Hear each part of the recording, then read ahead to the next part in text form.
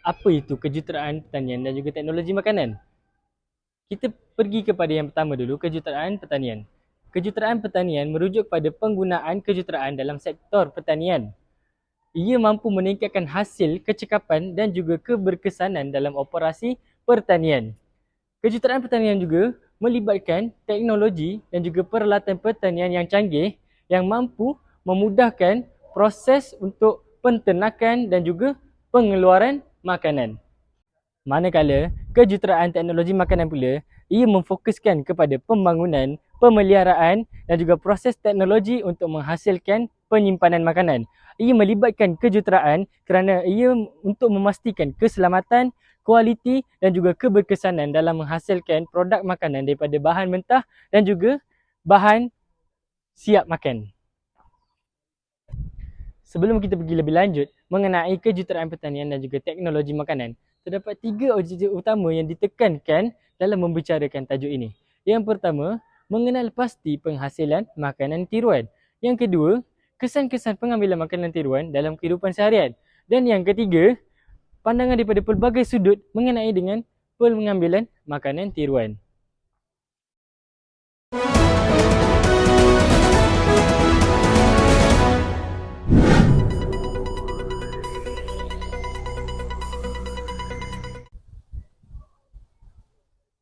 Bagaimanakah cara mengenal pasti makanan tiruan serta cara penghasilannya? Sebagaimana kita sedia maklum, makanan tiruan dikenali sebagai imitasi ataupun berganti makanan, yang mana ia merujuk produk yang dirancang untuk meniru atau menggantikan rasa, tekstur atau penampilan makanan asli. Ia juga akan memberi kesan sampingan kepada tubuh badan kita jika kita sering memakannya. Maka dengan itu, saya akan menerangkan cara mengenal pasti makanan tiruan serta cara penghasilannya. Yang pertama, telur. Telur merupakan makanan yang sering dimakan oleh kita, tidak kira sama ada secara goreng ataupun rebus. Untuk mengenal pasti sama ada telur asli ataupun telur tiruan, kulit telur tiruan lazimnya lebih keras dan sedikit besar berbanding telur sebenar. Selain itu, perhatikan kuning telur. Jika ia terlalu kuning, ia mungkin merupakan telur tiruan.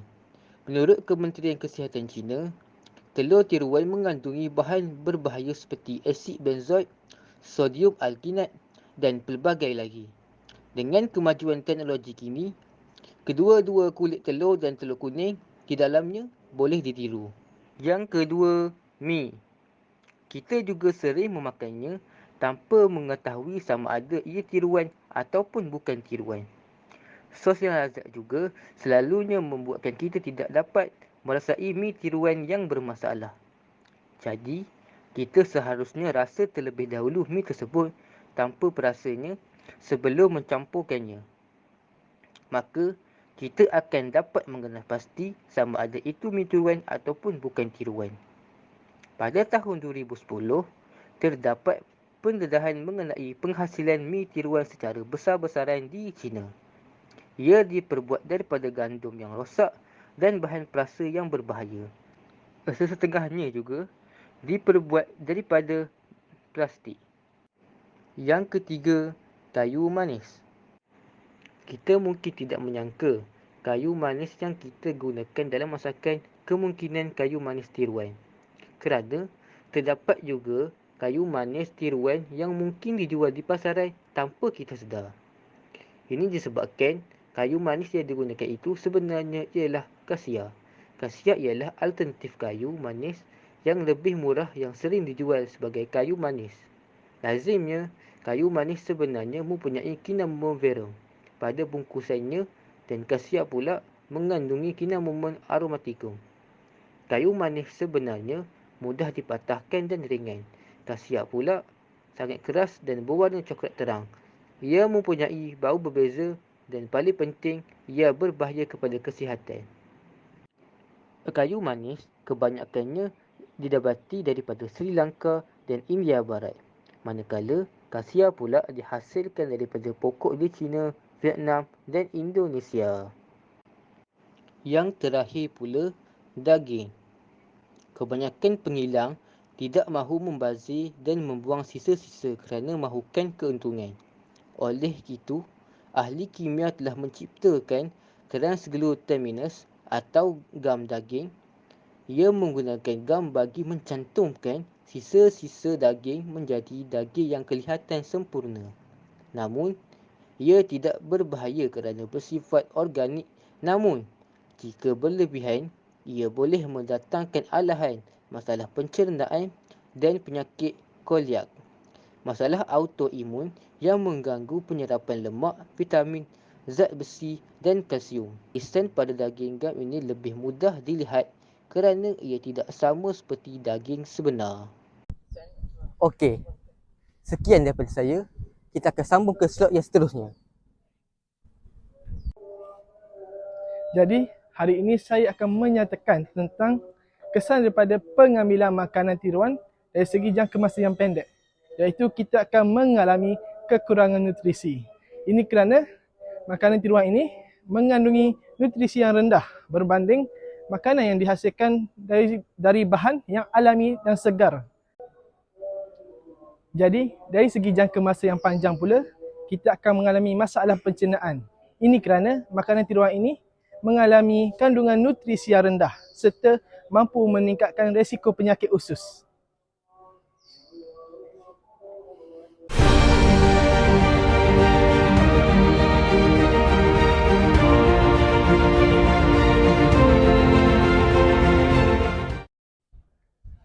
Apabila kita berbicara mengenai teknologi, pastinya sains menjadi rujukan utama dalam kajian ini. Berdasarkan kajian yang dikeluarkan oleh Universiti Putra Malaysia, ianya dianggap sesuatu yang positif jika ia menggunakan kaedah sintetik, iaitu kaedah yang menggunakan bahan yang bukan bahan kimia. Kaedah ini diproses melalui kaedah aditif, iaitu kaedah yang menggunakan campuran kimia untuk menghasilkan makanan sintetik. Antara contoh makanan sintetik yang dapat diberikan contoh ialah daging sintetik ataupun daging kalta, dan juga susu ataupun keju tenusu, ataupun ia juga turut dikenali sebagai makanan tenusu sintetik. Dan kaedah ini merupakan kaedah yang dipercayai dan dipersetujui bersama oleh Kesatuan Eropah. Hal ini kerana ianya menepati kehendak industri masa kini. Dalam masa yang sama, ia juga dapat mengurangkan gas rumah hijau hasil daripada kajian telah dilakukan. Produksi makanan tiruan ini dapat menciptakan industri-industri baru, membuka peluang pekerjaan kepada masyarakat dan juga meningkatkan pertumbuhan ekonomi negara. Yang kedua adalah ekspor dan pemasaran internasional. Jika makanan tiruan ini memiliki daya sains global, kita dapat meningkatkan pemasaran dan ekspor kita. Hal ini dapat membukakan peluang perdagangan internasional dan mampu meningkatkan pendapatan negara kita. Okey, yang ketiga adalah mengatasi kelaparan dan keamanan pangan. Makanan tiruan ini dapat membantu mengatasi masalah kelaparan dan meningkatkan keamanan pangan dengan menyediakan alternatif yang lebih mudah diakses dan terjangkau oleh masyarakat negara kita. Okey, penting untuk dicatat bahawa dampak ekonomi dari makanan tiruan dapat bervariasi tergantung dari kebijakan pemerintah tingkat kecanggihan teknologi dan penerimaan masyarakat negara itu. Selain daripada itu, bagi pandangan dari sudut sosial pula terhadap makanan tiruan terbahagi kepada 4 aspek. Yang pertama adalah kesihatan, yang kedua keselamatan, yang ketiga kelestarian dan yang terakhir adalah kepelbagaian makanan. Namun begitu, terdapat beberapa sokongan dan juga kritikan terhadap beberapa aspek tersebut. Persoalannya, apakah sokongan dan kritikan tersebut? Bagi aspek yang pertama, kesihatan. Sokongannya adalah beberapa individu mengatakan bahawa makanan tiruan ini sangatlah bersih. Hal ini demikian kerana penggunaan bahan untuk menghasilkan makanan tiruan berkualiti tinggi. Namun begitu, bagi kritikan pula, terdapat beberapa individu yang mempersoalkan bahawa makanan tiruan ini menggunakan bahan yang tidak berkualiti. Kesannya dapat menjejaskan kesihatan dalam jangka masa yang panjang.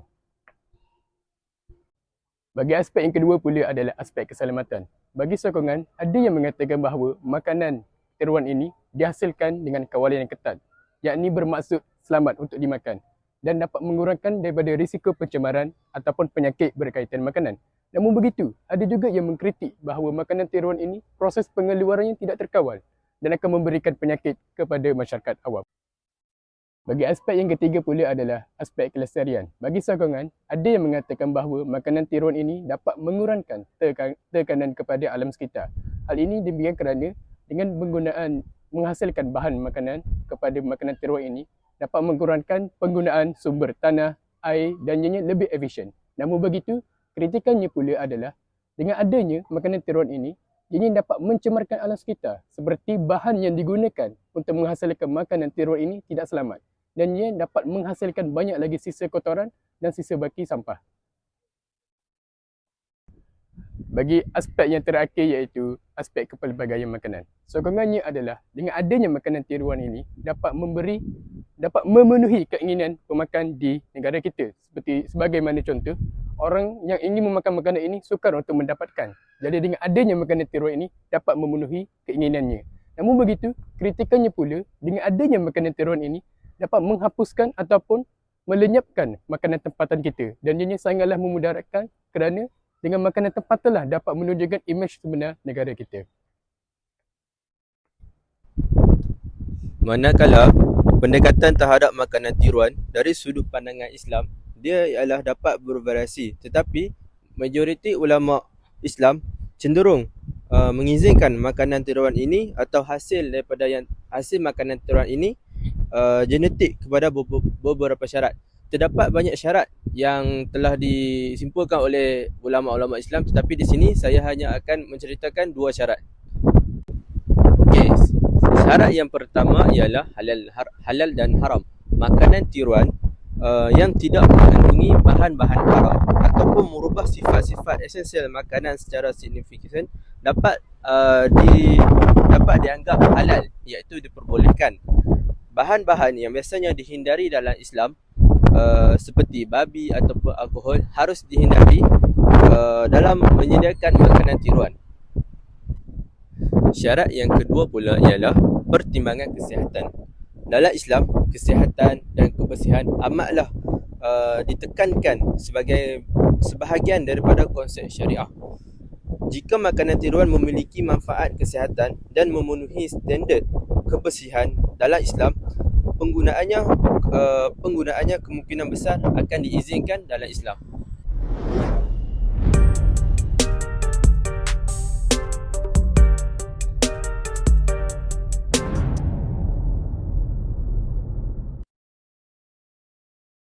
Jadi, kesimpulan daripada apa yang kita dapat daripada apa yang telah dibicarakan sebentar tadi, dapat kita lihat bahawa makanan tiruan ini mempunyai kebaikan dan juga keburukannya tersendiri.